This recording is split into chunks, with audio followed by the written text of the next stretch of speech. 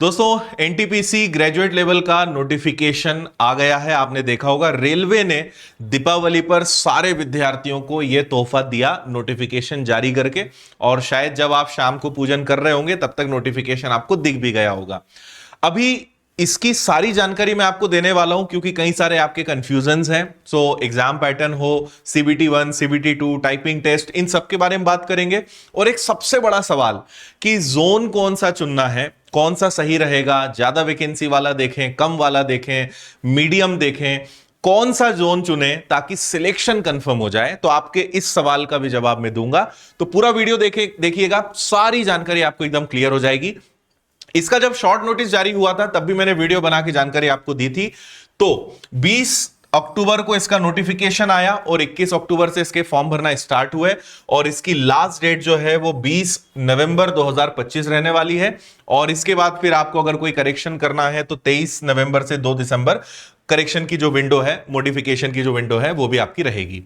सबसे खास बात, टोटल वैकेंसीज कितनी है तो 5810 है इसमें टोटल वैकेंसीज। पिछले साल से वैकेंसीज कम है, लेकिन शायद वैकेंसीज आगे बढ़ भी सकती है। और आपको याद हो तो मैं बता दूं कि पिछले साल इसके लिए 58 लाख विद्यार्थियों ने अप्लाई किया था, और अंडर ग्रेजुएट के लिए 63 लाख विद्यार्थियों ने अप्लाई किया था।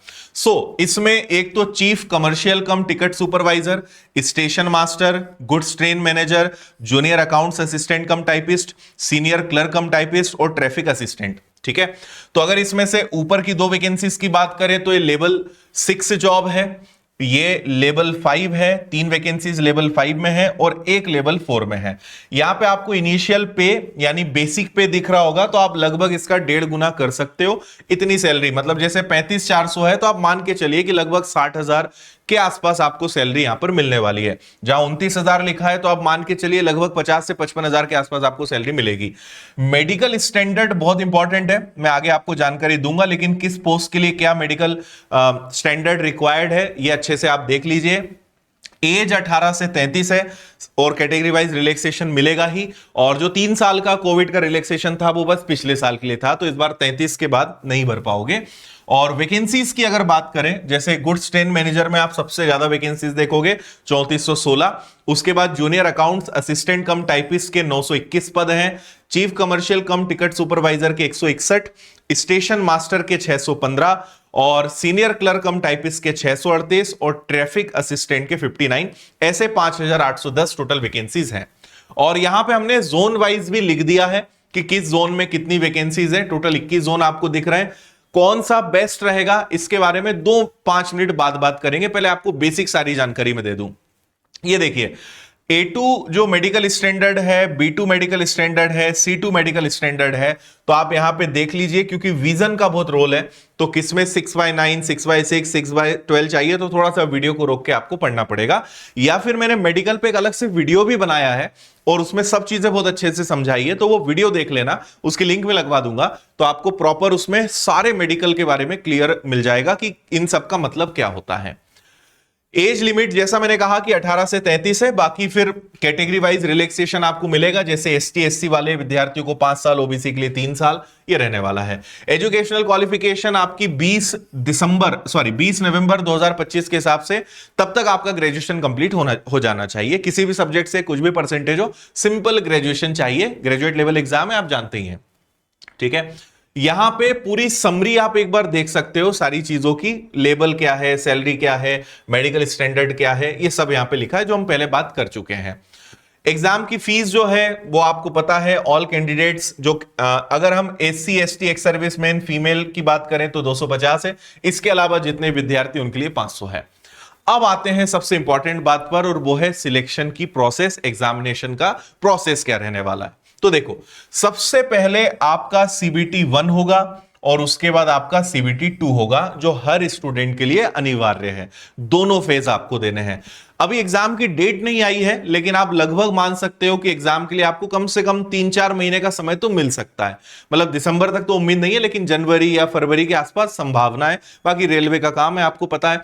और वैसे जितना समय मिल जाए उतना आपके लिए अच्छा है, क्योंकि 3-4 मतलब 4 से 5 महीने तो प्रिपरेशन के लिए आपको फिर भी चाहिए, और अगर उसके पहले एग्जाम होता है तो फिर आपको और ज्यादा मेहनत करनी पड़ेगी। पर फिलहाल मेरा सजेशन है कि आप 3 से 4 महीने का मान के चलिए कि तब तक आपके पास समय है, और ज्यादा मिल जाए बहुत अच्छी बात है। अब देखिए यहां पर जैसे हम गुड्स ट्रेन मैनेजर की बात करें तो इनका बस CBT 1 CBT 2 होगा, थर्ड स्टेज में इनका कुछ नहीं होगा। फिर अगर बात करें सीनियर क्लर्क कम टाइपिस्ट और junior account assistant cum typist, तो इनका computer based typing skill test होगा। फिर अगर हम बात करते हैं chief commercial cum ticket supervisor का, इनका CBT 1 CBT 2 के बाद कुछ नहीं होगा। और स्टेशन मास्टर और ट्रैफिक असिस्टेंट का कंप्यूटर बेस्ड एप्टीट्यूड टेस्ट होगा, जो एक जिसको हम साइको टेस्ट कहते हैं, ये वही है। तो ये 2 ऐसे वैकेंसी है जिनमें कुछ नहीं होगा, 2 वैकेंसीज हैं जिनमें टाइपिंग स्किल टेस्ट होगा, 2 में आपका साइको टेस्ट होगा, कंप्यूटर बेस्ड एप्टीट्यूड टेस्ट होगा। ठीक है, अब यहां पर यह भी लिखा हुआ है कि आपका जो भाई इस टाइपिंग टेस्ट है तो उसमें अगर हम देखें तो 30 वर्ड्स पर मिनट आपका इंग्लिश में होना चाहिए, या 25 वर्ड्स पर मिनट आपका हिंदी में होना चाहिए। और जो साइको टेस्ट है उसमें बहुत सारी चीजें होती हैं, जो आप थोड़ा सा वीडियो देखोगे मेरा एक, तो उसमें आपको मैंने बताया है कि इसका मतलब क्या होता है। अब आते हैं आपके सबसे पहले CBT 1 पे, तो इसमें आपको 90 मिनट का समय मिलेगा। टोटल आपके पास 100 क्वेश्चंस रहने वाले हैं, और आपका जनरल अवेयरनेस के 40 सवाल, मैथ्स के 30 सवाल और रीजनिंग के आपके 30 सवाल रहेंगे। 1/3 की आपकी नेगेटिव मार्किंग यहां पर रहने वाली है। इसको जब आप पास करते हो आपको CBT 2 के लिए बुलाया जाएगा। आपका जो CBT 1 है इसका यहां पे आपको एग्जाम का जो सिलेबस है वो भी दिख रहा होगा। मैथ्स में आप समझिए कि अरिथमेटिक एडवांस सब कुछ पढ़ना है, रीजनिंग है और जनरल अवेयरनेस। अब जनरल अवेयरनेस भी क्लियर कर दूं मैं, इसमें आपको सब कुछ पढ़ना है। सब कुछ से मतलब क्या है कि भाई आपका history, geography, polity, physics, chemistry, bio, environment, static GK, current affairs, economics, ये सब सब्जेक्ट्स मिला के आपका जनरल अवेयरनेस बनता है, जो उन्होंने यहां पे सारी चीजें लिखी हुई है। रीजनिंग और मैथ सिंपल है, इनमें यही मेन आपके कोर सब्जेक्ट्स हो जाएंगे। इसी के बाद आप जब CBT 2 पे जाओगे 90 मिनट का समय ही रहेगा, लेकिन प्रश्नों की संख्या यहां पे 120 हो जाती है। तो आपके जनरल अवेयरनेस के सवाल 50 हो जाएंगे, मैथ्स और रीजनिंग के सवाल आपके 35 हो जाएंगे। नेगेटिव मार्किंग आपकी 1/3 यहां पर भी रहने वाली है। तो ये आपका CBT 2 हो जाएगा। ठीक है, इसके बाद इसका पैटर्न देखोगे तो सेम रहेगा। अच्छी बात यह है कि CBT 1 CBT 2 में थोड़ा सा लेवल का डिफरेंस रहता है, वो भी बहुत कम। एक जैसी ही आप अच्छी तैयारी CBT 1 CBT 2 दोनों के लिए कर सकते हो। वही मैथ्स, वही रीजनिंग, वही GS, सब में आपको काम आ जाएगा। तो आपको इसमें CBT 1 CBT 2 की बहुत ज्यादा चिंता करने की जरूरत नहीं है। ठीक है, और इसका हम कोर्स भी लॉन्च कर चुके हैं विनर्स की ऐप पर। 699 में आपको कंप्लीट CBT 1 की प्रिपरेशन, मैक्सिमम हम कोशिश करेंगे कि आपको लाइव भी पढ़ाएं, पर क्योंकि एग्जाम का समय अभी पता नहीं है तो हम आपको VOD भी इसमें चीजें दे रहे हैं, लेकिन बहुत अच्छी तैयारी आपको हम करवा देंगे। फिलहाल आते हैं अब आपके सबसे बड़े सवाल पर कि सर जोन कौन सा सही रहेगा। देखो, आपको भी YouTube पे बहुत सारी चीजें जोन को लेकर देखने को मिलेंगी। बहुत सारे लोग आपको कहेंगे ये वाला भर दो, ये कर लो, ये नहीं। मैं आपको एक बहुत सिंपल तरीके से बताता हूं, जो मैंने पिछले कई वर्षों में एक्सपीरियंस लिया है। स्टूडेंट्स के जो सिलेक्शंस हुए हैं, सब चीजों को ध्यान में रखते हुए, कट ऑफ को ध्यान में रखते हुए, हर एक चीज के हिसाब से आपको बता रहा हूं। आप एक छोटी सी बात समझो, ह्यूमन साइकोलॉजी बड़ी सिंपल है कि भाई जहां वैकेंसीज ज्यादा है वहां हम फॉर्म भर देते हैं, यहां सिलेक्शन के चांसेस ज्यादा होंगे। लेकिन हमें भूल जाते हैं कि अगर ये चीज हमारे दिमाग में आई है तो ये तो दूसरों के दिमाग में भी आई होगी, दिखती बात है। तो ये एक बहुत बड़ी मिथक है, बहुत बड़ी मिथ है कि ज्यादा वैकेंसीज होगी वहां फॉर्म भर देंगे, ज्यादा सिलेक्शन के चांसेस हैं।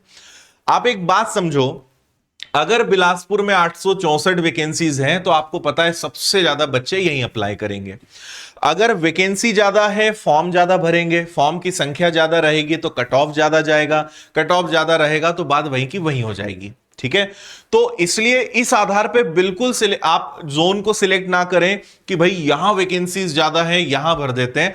आपकी तरह ही दूसरे बच्चे भी सोचेंगे, वो भी खूब फॉर्म वहां पे भरेंगे। ये चीज मैंने लास्ट ईयर भी समझाई थी। और दूसरी बात आपको बता देता हूं, अभी बहुत सारे आपको कट ऑफ के वीडियोस मिलेंगे कि भाई यहां का कट ऑफ इतना गया था, यहां का इतना गया था।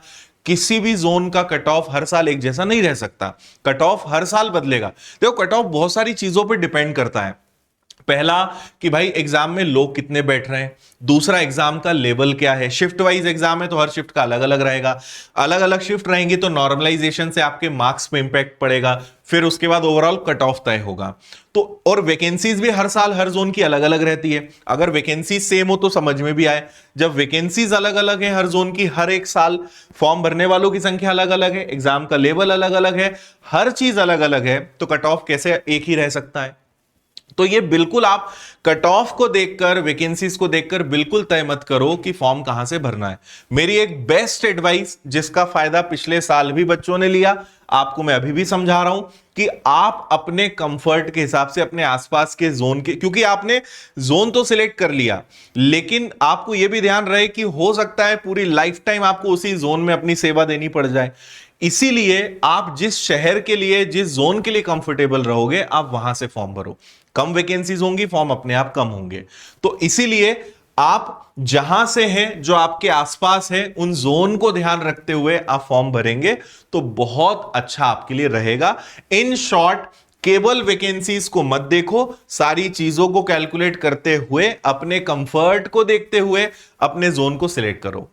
और मैं तो आपको सबसे अच्छी बात बताता हूं कि अगर आपको अपने मन माफिक जोन चाहिए, यह है कि नहीं सर मुझे तो सिलेक्शन लेना है, अपनी पढ़ाई में ताकत लगाओ, मार्क्स इतने अच्छे लाओ कि जो जोन चाहो, जो प्रेफरेंस भरो वो मिल जाए, है ना। और अगर पढ़ाई में दम होगा तो फिर आपको इन सब चीजों में, वैकेंसीज में उलझने की जरूरत नहीं है। फॉर एग्जाम्पल, अगर कोई मध्य प्रदेश का बच्चा है, उसने भोपाल सिलेक्ट किया है, तो भाई तुम इतनी मेहनत करो कि इतने में से एक पोस्ट तुम्हारी हो जाए, है ना। क्योंकि कोई गारंटी नहीं तुम यहां भी भर दोगे और अगर पढ़ाई में दम नहीं होगा, क्योंकि 8-8 10-10 लाख लोग फॉर्म भर देंगे, क्या कर लोगे तुम यहां पे। 800 वैकेंसीज के लिए हमने पिछले साल भी देखा 6 लाख, 7 लाख, 5 लाख एक एक जोन में बच्चों ने फॉर्म भरा, और वैकेंसी कितनी, 600, 700, 800। तो पढ़ाई अब आपको उतनी ही ज्यादा मजबूत करनी पड़ेगी, तो वो पढ़ाई अपने जोन में ही कर लो। तो इसलिए सिंपल बात है, अपने कंफर्ट को देखो और अपनी पढ़ाई में ताकत लगाओ कि यार इतनी मेहनत करनी है कि जो मेरा कंफर्टेबल जोन है, जो मेरे आसपास है, जो मुझे अच्छा लगता है, मैं वहां पे उतनी मेहनत करके उस जोन को हासिल करूंगा। ये मेरी तरफ से आपके लिए बेस्ट एडवाइस रहेगी। मान लोगे फायदे में रहोगे, नहीं मानोगे, पूरी जब एग्जाम की प्रोसेस हो जाएगी, जब सब कुछ हो जाएगा, जब फाइनल कट ऑफ आएगा, तब आपको समझ में आएगा कि इन सब कैलकुलेशंस में पढ़ने की जरूरत नहीं थी, क्योंकि समीकरण हर साल चेंज होते हैं, कट ऑफ हर साल बदलता है, हर एक चीज हर साल चेंज होती है, बट वो आपको समझ में आएगी 1.5-2 साल बाद, तब तक आप लेट हो चुके होंगे। बेस्ट है हमारे हाथ में हमारी पढ़ाई, जितनी मेहनत कर सकते हो सब्जेक्ट्स पर मेहनत करो, ज्यादा से ज्यादा अच्छा स्कोर लाओ, और अपने दम पर, अपने अच्छे मार्क्स के दम पर, अपने मन माफिक जो है वो जोन को हासिल करो। यही आपके पास एकमात्र उपाय है इतने पदों में एक अपनी पोस्ट, एक अपने पद को हासिल करने का। उम्मीद है कि मैं जो समझाना चाह रहा हूं वो आप समझ पाए होंगे। तो अच्छे से अब इसकी तैयारी में लग जाओ। हमने बैच लॉन्च कर दिया है, बहुत कम फीस रखी है, हर बच्चा बहुत अच्छे से तैयारी कर सकता है, टेस्ट सीरीज भी आपको मिल जाएगी, और हम 1 नवंबर से विजयरथ 4.0 फाउंडेशन बैच ला रहे हैं, जिससे सिर्फ एनटीपीसी नहीं, आगे आपका ग्रुप डी फिर से आने वाला है, और बाकी एएलपी, टेक्नीशियंस, ये सब जो एग्जाम्स होते हैं, इन सब में सारे सब्जेक्ट्स जो नॉन टेक सब्जेक्ट्स हैं, उन सब की तैयारी एक ही बैच से हो जाएगी। तो ये भी आप ज्वाइन कर सकते हो, पूरी बेस्ट टीचर्स की टीम आपको इसमें मिलना है ना। बाकी किताबें भी हैं, विद बुक्स के साथ भी आप कोर्स ले सकते हो, सिंगल किताबें भी ले सकते हो। ब्रह्मास्त्र टेस्ट सीरीज है, 199 में आपको 135 टेस्ट रेलवे के मिल जाएंगे। तो ये सब आपको विनर्स की ऐप पर मिलेगा। किताबों के लिए Winners Publications app, Meesho, Flipkart, Amazon, हर जगह आसपास दुकानों पर भी मिल जाएगा, वहां से ले लीजिए। ऑफलाइन अगर आपको पढ़ना है तो भी रेलवे का नया बैच आ रहा है, वो आप ज्वाइन कर सकते हो। बाकी कोई दिक्कत परेशानी है, कॉल या मेल करके आप जानकारी ले सकते हैं। उम्मीद है कि आपको सारी जानकारी भी क्लियर हो गई होगी। जोन को लेकर शायद आपने इस वीडियो को देखा, ऐसा होगा कि भाई सर ऐसा बताएंगे वैसा बताएंगे, लेकिन बात कुछ अलग निकली।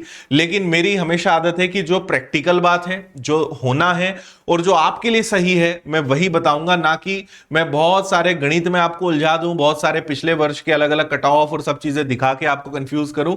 आखिरी में होना वही है जो मैंने आपसे कहा है। उस बात को जितना जल्दी समझ लेंगे उतना आपका टाइम बचेगा। बाकी तो फिर बहुत सारे वीडियोस आपको भी देखने को मिलेंगे ही। लेकिन जो बेस्ट एडवाइस है वो मैंने आपको देने का प्रयास किया है। फिलहाल इतना ही।